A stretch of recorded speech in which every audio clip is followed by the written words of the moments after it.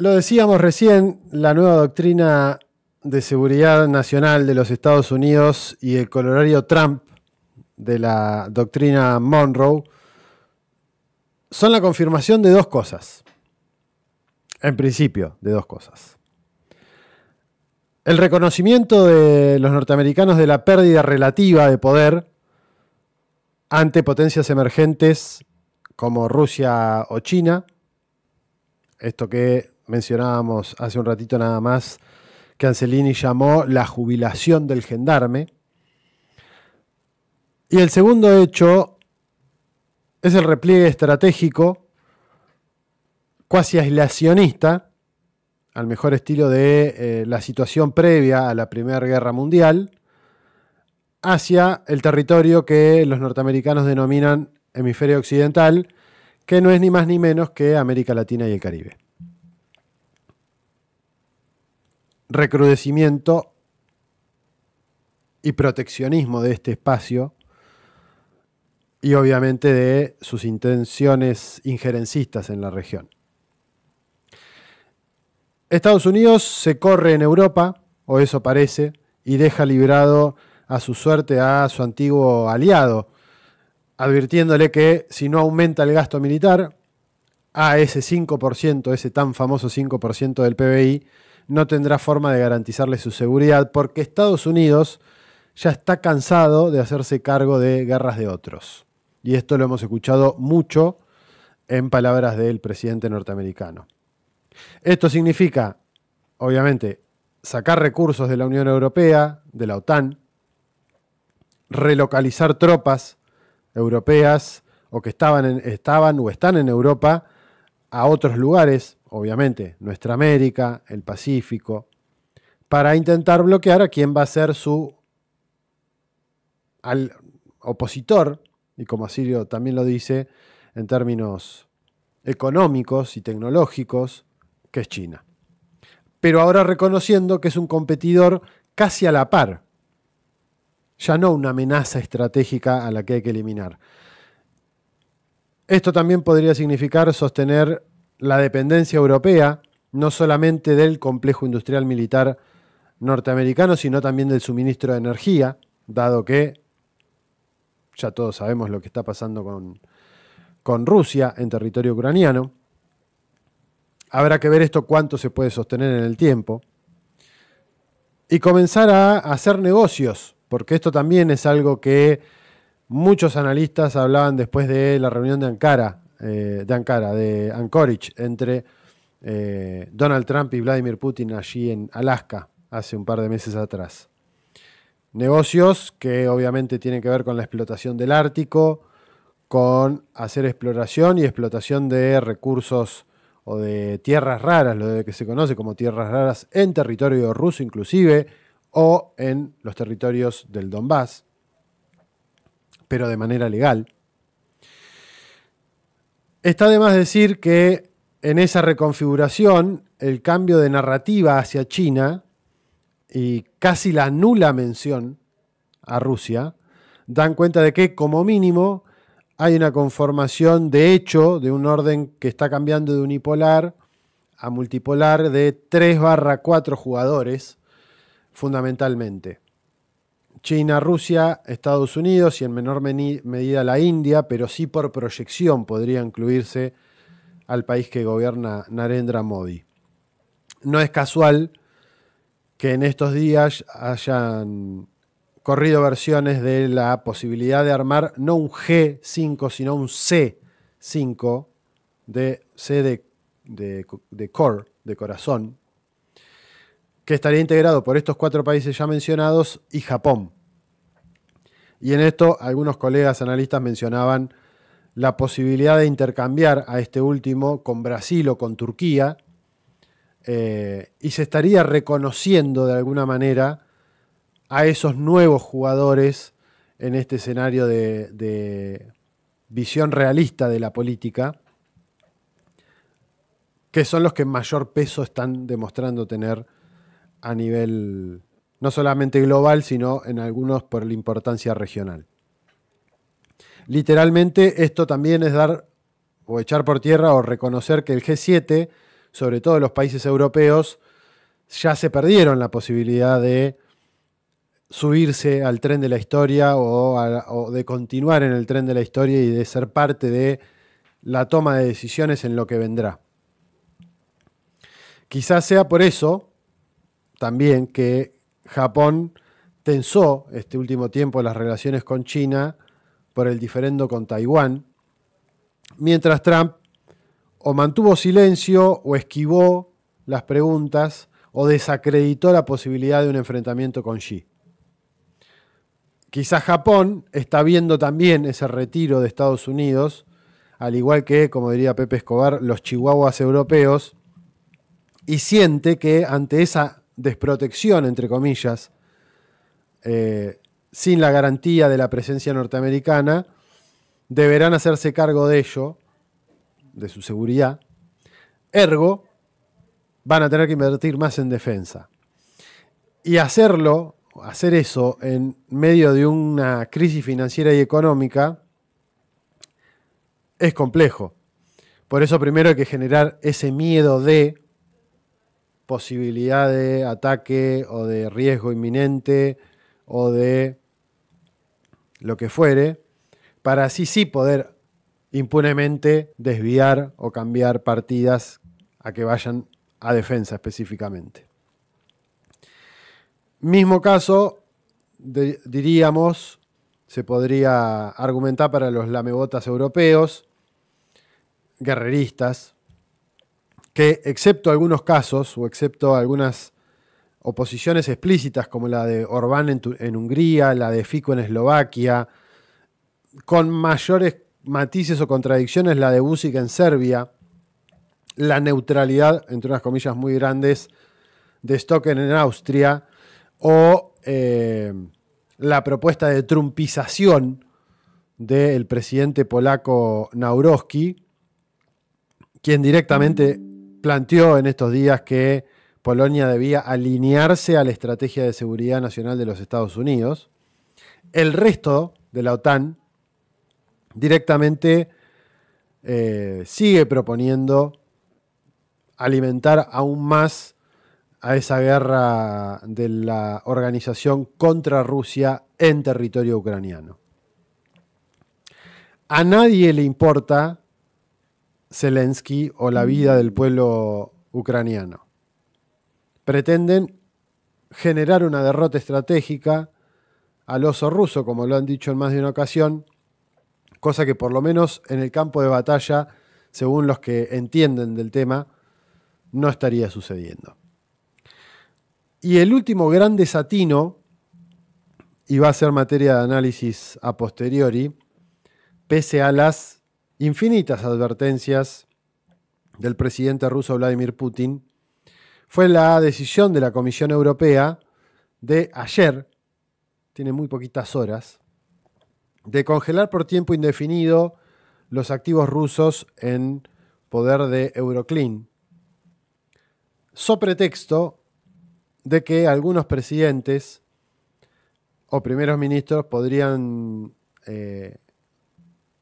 decidir bloquear, valga la redundancia, el bloqueo de los activos, lo que llevaría a que la Unión Europea tenga que devolver esos casi más de 300.000 millones de dólares en activos que tienen confiscados.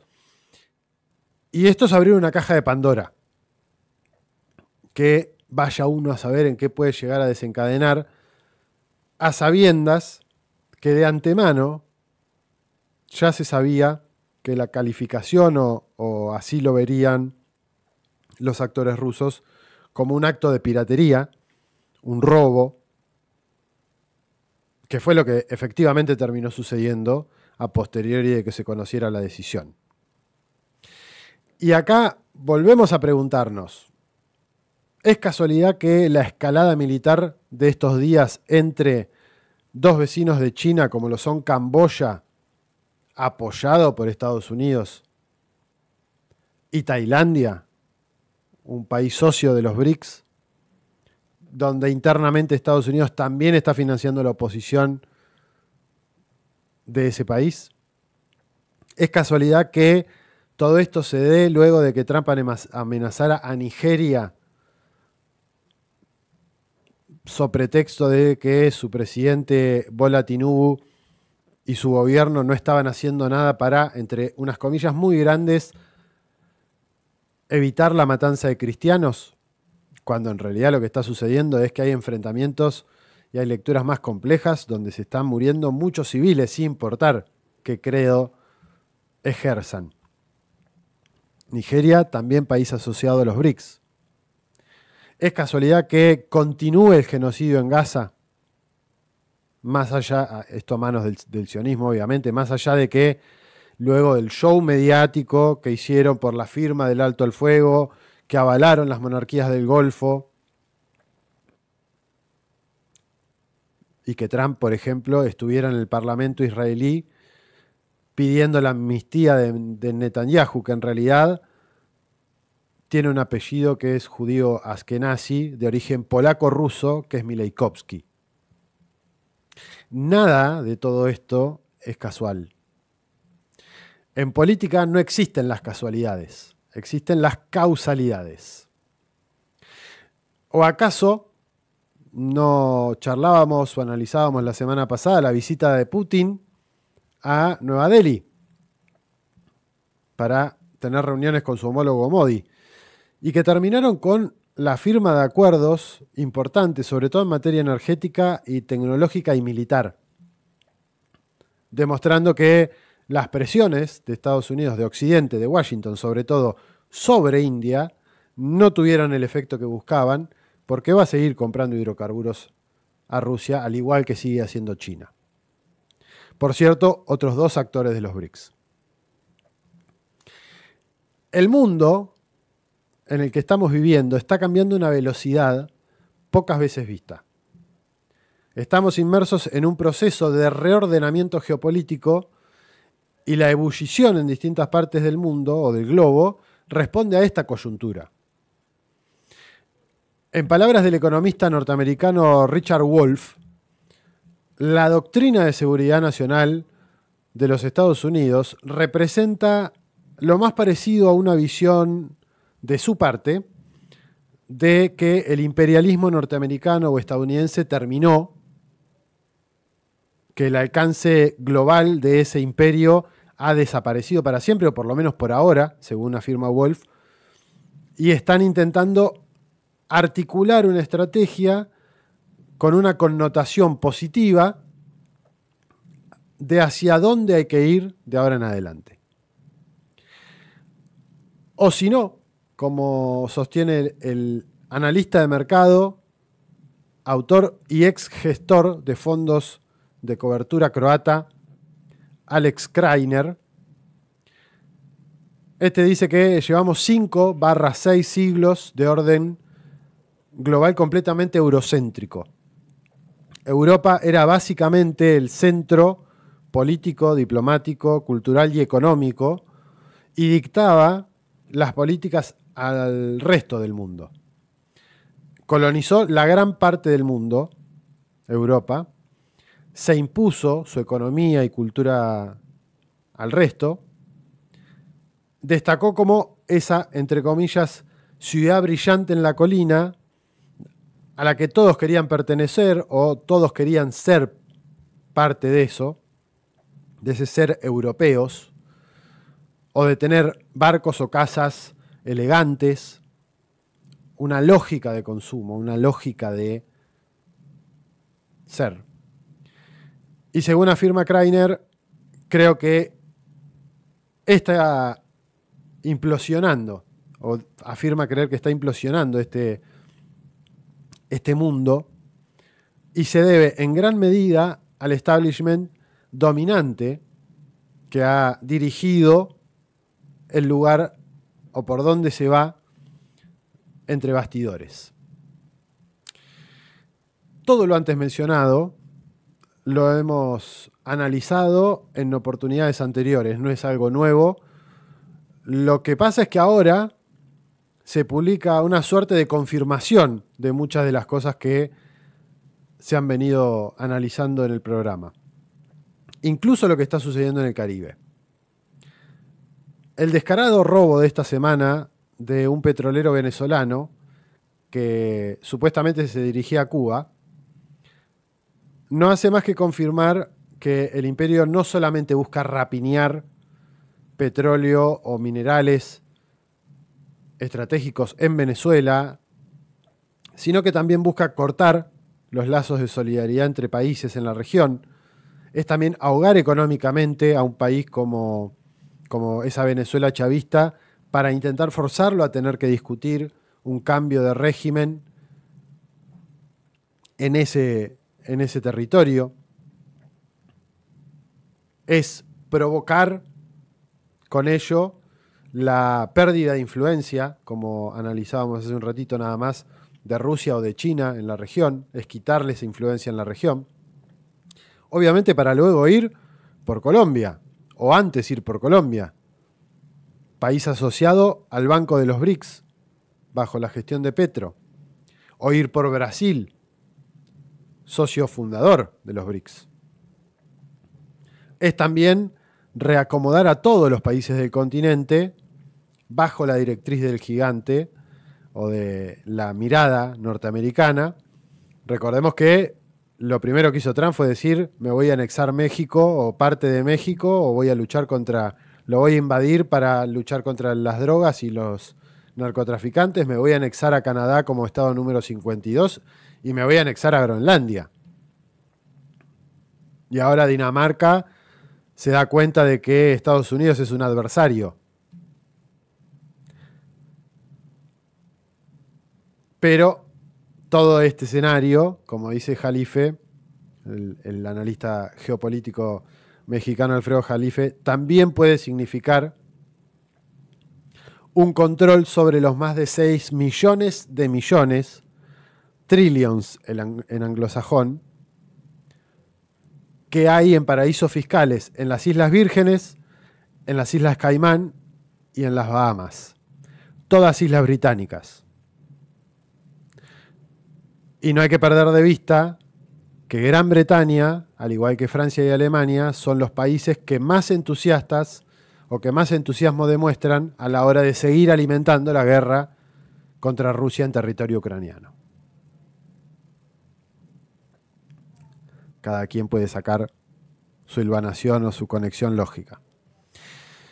Como dijo Xi Jinping a Putin en su despedida de Moscú allá por marzo de 2023, se están produciendo cambios nunca vistos en 100 años y nosotros estamos siendo los que lideran ese proceso. Un escenario de movimiento de placas tectónicas, como diría Jalife, y donde nuestro país está gobernado por un cipayo entreguista, porque no tiene otro calificativo, que viaja alegremente a los Estados Unidos, a Israel, y que en teoría en 2026 pretende hacerlo al Reino Unido, siendo el segundo presidente después de Menem y después de 28 años de que ningún presidente argentino viaje al Reino Unido en visitarlo. Un presidente que se dice admirador de Thatcher, el que hizo la guerra en Malvinas, la que hizo, que se alineó irrestrictamente con Estados Unidos y con Israel. Por cierto, un Israel que le paga haciendo negocios con los piratas británicos para extraer petróleo en nuestras Islas Malvinas. Y acá discutiendo si Pepito, si Menganito, si Sultanito va a conducir o va a ser quien conduzca no sé qué cuerno, porque ni proyecto hay. Donde siguen descuartizando el Estado, sus industrias, regalando sus bienes estratégicos, y donde parece que todavía para algunos sectores hablar de defensa nacional, lastimosamente, es sinónimo de seguir hablando de dictadura. Menudo lío en el que estamos metidos. Andar es para pequeños, marchar para gigantes.